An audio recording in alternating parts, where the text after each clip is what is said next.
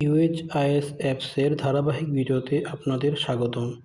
আজকের ভিডিওতে আমরা দেখব খানার তালিকা হতে একজন এসএস ফিল্টারের মাধ্যমে নির্বাচন করে উক্ত এসএসের কর্ম এলাকার কোনো একজন গর্ভবতী মা চিহ্নিত করে উক্ত গর্ভবতী মা রেজিস্ট্রেশন করা যায়।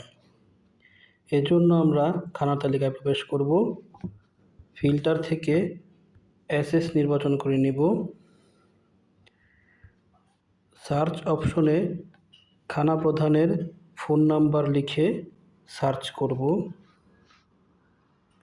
ফোন নাম্বার টাইপ করার পর টিক চিহ্ন বাটনে ট্যাপ করব এবং খানা প্রধানের নাম সামনে আসলে নামের উপর ট্যাপ করব।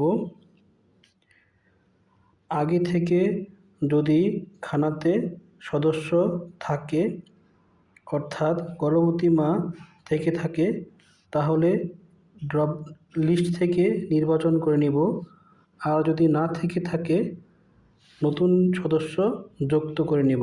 এজন্য আমরা হাতের ডান পাশে 3 ডটের ওপর ক্লিক করব এবং নতুন সদস্য যোগকরণে ট্যাপ করব। আইডির ধরন থেকে আইডির ধরন নির্বাচন করে ফর্মটি পূরণ করে নিব। এখানে আমি সমস্ত তথ্য দিয়ে ফর্মটি পূরণ করার পর জমা দিন বাটনে ট্যাপ করব।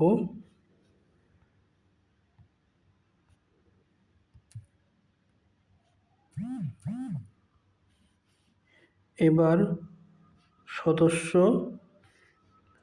নির্বাচন করে সেবাসমূহে ট্যাপ করব এবং গর্ভবতী রেজিস্ট্রেশন ট্যাপ করব।